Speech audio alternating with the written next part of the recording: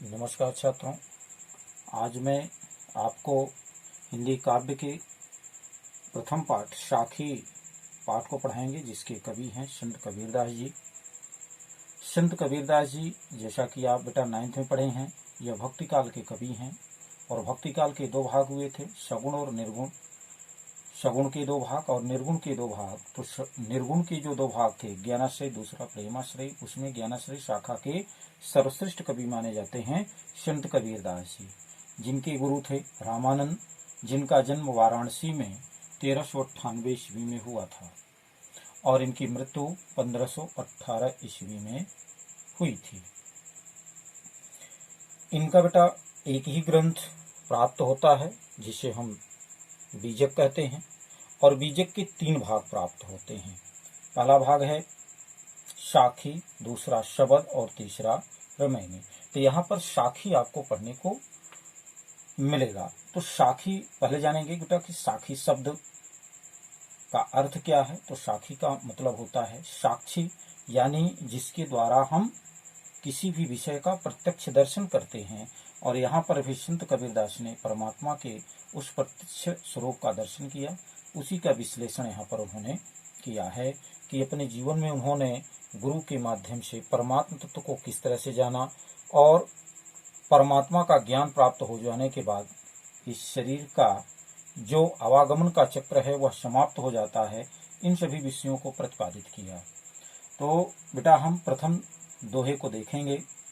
अच्छा, इसके पहले थोड़ा सा इसके काव्य सौंदर्य को भी जान लें, क्योंकि साखी जो है वह एक ही छंद में लिखी गई है, वो है दोहा छंद। इसकी जो भाषा है वह है सधुक्कड़ी, यानी जो संतों की भाषा होती है। ये विभिन्न भाषाओं का समन्वय भी प्राप्त होता है इसमें, इसलिए इसको पंचमेल खिचड़ी भी कहा जाता है। यानी इनकी जो संत कबीरदास की जो भाषा है वह सधुक्कड़ी अथवा पंचमेल खिचड़ी है। और इस पूरे साखी पाठ में एक ही रस लगभग प्राप्त होता है, वो है शांत रस। तो 3 बातें हमें स्पष्ट होकर के आई सामने कि साखी में एक ही छंद है दोहा छंद, एक ही रस है शांत रस और एक ही भाषा है सधुक्कड़ी। शेष अलंकार बेटा हर दोहे में अलग अलग होगा, उसको फिर हम व्याख्यात करेंगे। आइए पहले दोहे को पढ़ते हैं। बलिहारी गुरु आपने द्योहारी के बार, जिन मानुष ते देवता करत न लागी बार। ये हमारा बेटा दोहा है। दोहा की जो पहचान है उसको आप जानते होंगे। पहले और तीसरे चरण में 13-13 मात्राएं, दूसरे और चौथे चरण में 11-11 मात्राएं होती हैं, वहां पर दोहा छंद होता है। तो यहाँ पर दोहा छंद है। प्रस्तुत काव्यांश में संत कबीरदास जी यह बताने की कोशिश करते हैं कि गुरु की महिमा क्या है। तो गुरु की महिमा का वर्णन करते हुए, गुरु के महत्व का वर्णन करते हुए प्रथम दोहे में, प्रथम साखी में संत कबीरदास जी कहते हैं कि बलिहारी गुरु आपने, बलिहारी गुरु आपने द्योहाड़ी के बार। बलिहारी का मतलब हुआ बेटा न्यौछावर, गुरु माने गुरु, आपने माने आपने, देव माने दूं, देव माने दूं, हाड़ी माने, हाड़ी कहने का मतलब है शरीर। संत कबीरदास जी कहते हैं कि हे गुरु आपने, आपने यानी आपने जो हमें ज्ञान दिया, उस ज्ञान के बदले में हाड़ी माने अपने शरीर को कई बार, कितनी बार क्या करूं, बलिहारी न्यौछावर करूं। हे गुरु जी, आपके द्वारा दिए गए ज्ञान के बदले में आपने जो हमें ज्ञान दिया, जिसके द्वारा हमारा जीवन आज आनंद से भर गया, उसको कहा संत कबीरदास जी ने कहा कि हे गुरु, मैं उस ज्ञान के बदले मैं अपने इस शरीर को आपके लिए कितनी बार समर्पित करूं। तो बलिहारी माने न्यौछावर करना, समर्पित करना, गुरु माने गुरु, आपने माने आपने, देव माने दूं, हाड़ी माने शरीर को, कई बार माने कितनी बार मैं अपने इस शरीर को आपके चरणों में कितनी बार समर्पित करूं। कितनी बार न्योछावर करूं। क्यों? आगे उन्होंने फिर एक बात को बताया कि जिन मानुष तय देवता, कहा जिस शरीर को, जिस मानव शरीर को, मानुष माने मनुष्य, कहा जिस मानव शरीर को, जिन माने जिस, मानुष माने मनुष्य के, मानव के शरीर को तय देवता, देवता बनाने में, अर्थात इस मनुष्य के शरीर को देवता बनाने में करत न लागी बार। करत न लागी बार, बार माने यहाँ देर हो गया। कहा आपको थोड़ा भी देर नहीं लगा, अर्थात आपको ये जो मानव शरीर थी, इस मानव शरीर को देवता बनाने में थोड़ा भी समय नहीं लगा। इसलिए हे गुरु, मैं अपने इस शरीर को आपके चरणों में कितनी बार न्योछावर करूं, कितनी बार समर्पित करूं। ठीक है बेटा, तो अर्थ समझ में आ गया हो गया। यहां पर बेटा कई बार और बार, ये बार शब्द 2 बार प्रयुक्त हुआ।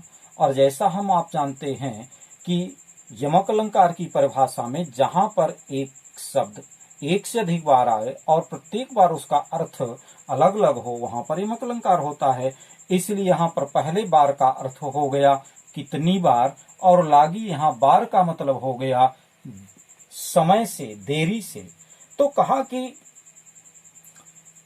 एक समय के भाव को व्यक्त करता है और दूसरे को कितनी बार को अपने को समर्पित करूं।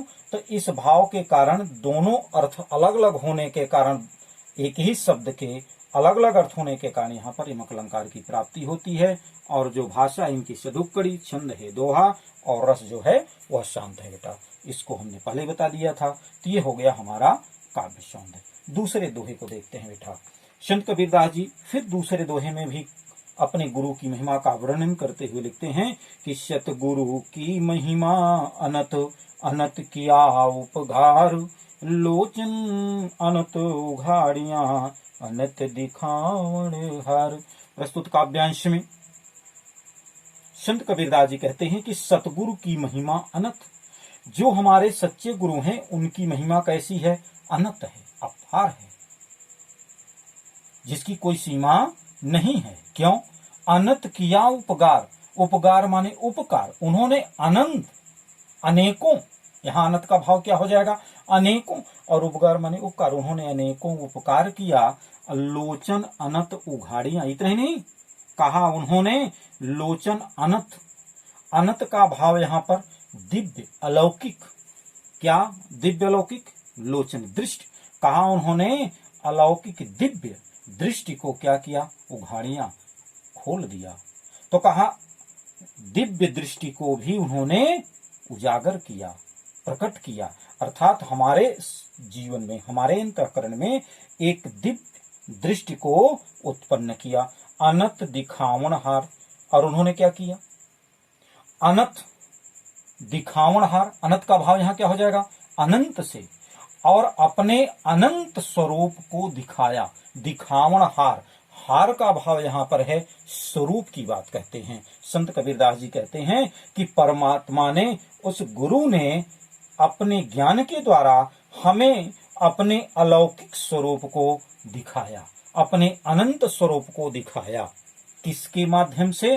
कहा कि अपने ज्ञान के माध्यम से। क्यों? क्योंकि उसकी महिमा कैसी है?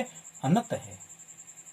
सतगुरु की महिमा अनंत, उस परमात्मा की, उस सतगुरु की, जो हमारा परमात्मा स्वरूप, जो हमारे गुरु जी हैं वो कैसे हैं?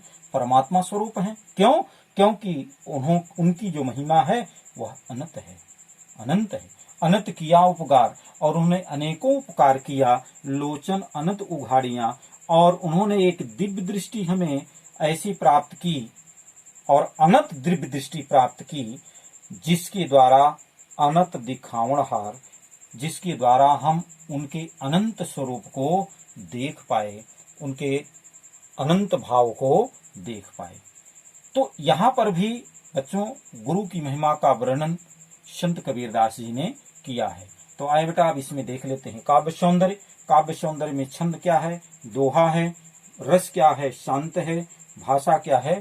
सदुक्कड़ी या पंचमेल खिचड़ी। और बेटा यहाँ पर भी एक ही शब्द एक से अधिक बार आया, अनंत अनंत अनंत अनंत, इसलिए और एक शब्द एक से अधिक बार आया और उसके साथ साथ उसका अर्थ भी अलग अलग होने के कारण फिर यहाँ पर यमक अलंकार की प्राप्ति होती है। ठीक है बेटा, धन्यवाद।